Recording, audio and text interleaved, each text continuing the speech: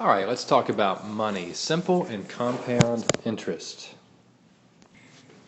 All right, so let's define those two types of interest. Simple interest is just what it sounds like. It's interest that's simply paid on the principal.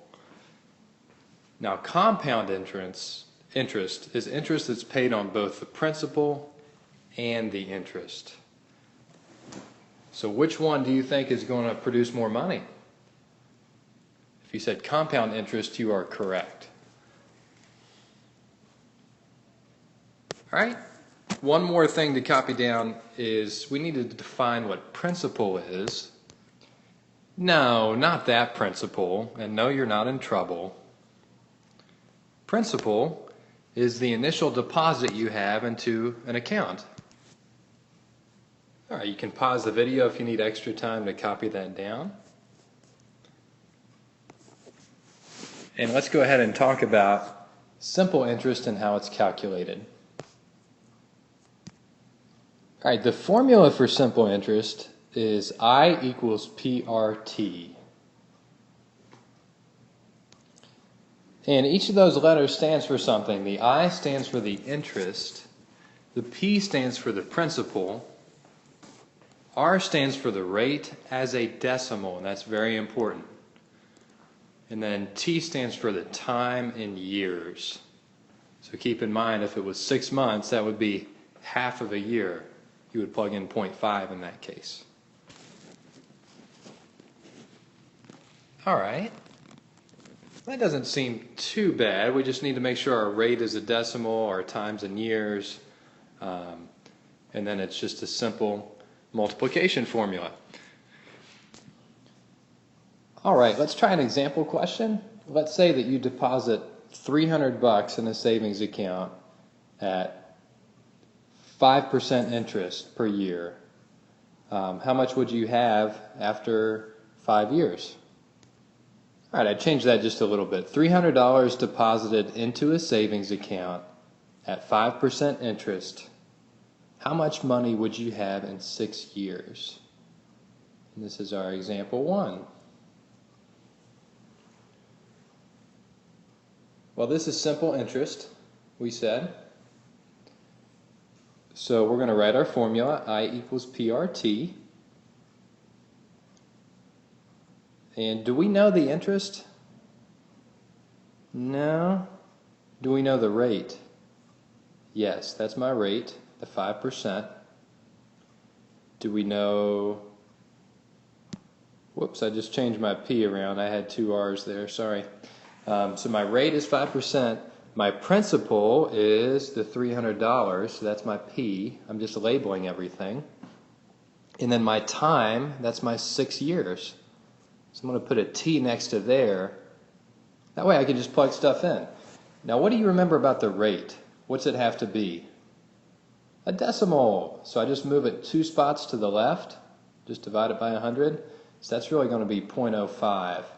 So I'm going to plug in I equals 300, my principal is 300, and then my rate is 0.05, so times 0.05, and then how many years transpired? That's right, 6 years, so times 6. And now if I just multiply all those together, I will have my interest. Is that what the question's asking? Oh, I got to be careful. That's how much it says how much money would I have. Oh, that includes the interest and the principal. So we're going to add those together in the end. All right, I multiplied those together. I got I equals 90. Our interest is $90. So to find the total money, so that's our interest, I'll say interest equals 90.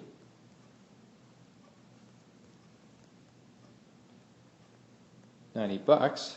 And then the total in the account is the 300 plus the 90. So my total is going to be $390. All right, so a question could ask how much interest was earned. You'd say $90, or what's the total? That would be $390. All right, now we're not always going to ask what's the interest. We could also know the interest, know the principal, know the time, but we don't know the rate.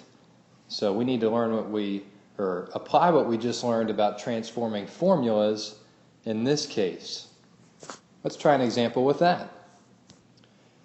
All right, example 2. Find the simple interest rate if $800 is deposited and earns $168 over 7 years.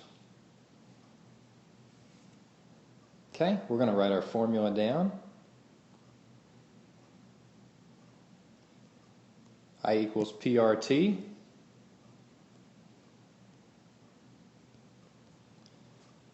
And we want to solve for what?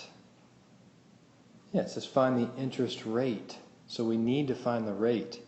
So I'm going to circle the rate. That reminds me I'm trying to get it by itself. And remember, I'm multiplying by the P and the T, so I just need to divide by them to get the rate by itself.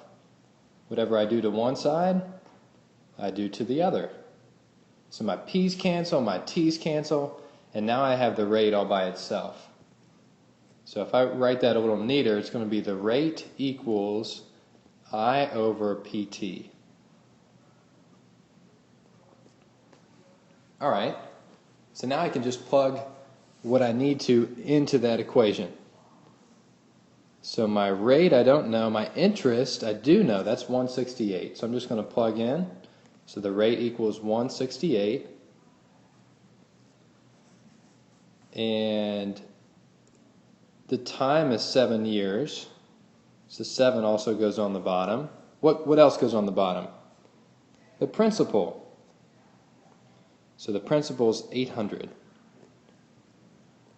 And remember, I'm multiplying those because it's a letter written next to a letter. So that's 800 times 7. And remember, when you have a fraction, you should always simplify the numerator and the denominator. So I'm going to multiply that out first. 800 times 7 is 5,600. And then I'm going to do the division. So it's 168 divided by 5,600. And I'm going to get out my calculator for that. It's going to give me a decimal. And I need to convert it into a, you guessed it, percent. And when we divide, we get 0.03. What's that going to be as a percent? Well, we move it 2 spots to the right, so that would be 3%. All right, that sums it up with simple interest. Let's go ahead and jump over to compound interest. And really, compound interest is how most of the world works. It's how most of our banks operate, credit cards, loans on houses. And really, the earlier you can have an understanding of percentages and how quickly that money can grow and grow, the better off you're going to be with your financial situation. And hopefully that light bulb will come on sooner rather than later. And the formula you need to know is compound interest is capital B, and sometimes we use a different letter there, but B represents your balance, equals P parentheses 1 plus R to the n power. Well, some of those letters we've already used. So the P and the R we've already used, that's principal and rate. So really we just need to define the other two. So the final balance is represented by your B. The P is your principal. The R is your rate as a decimal. We already need those two. And the N is the number of interest periods. Take a second and jot that down. You can pause it if you need to. And let's do a couple calculations with compound interest. All right, example 1. Let's say $4,000 was deposited at 2% compounded annually for 3 years. And we want to find out how much is in the account at the end of that time. All right, let's write down our formula.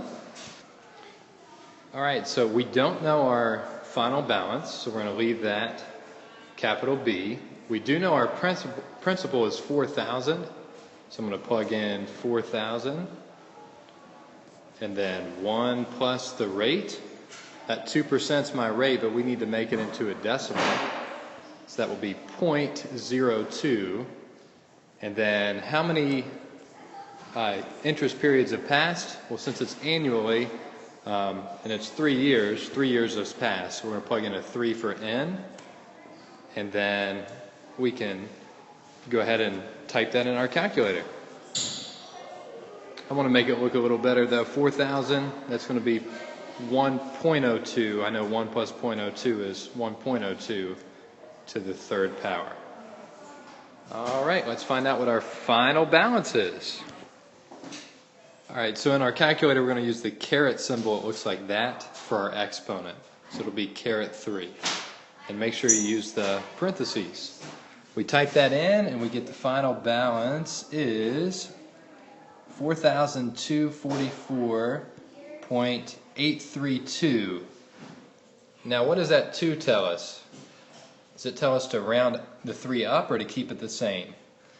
You said keep it the same, you are right. It's just going to be $4,244.83. Make sure you get that in your calculator. I'll give you one more to try, and then we'll check it.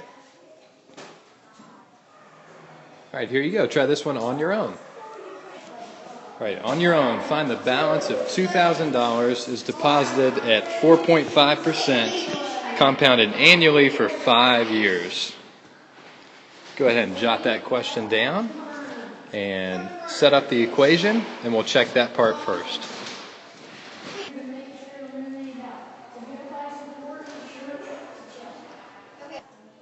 All right, did you set that up correctly? Capital B equals 2,000 parentheses 1 plus 0.045 to the 5th power.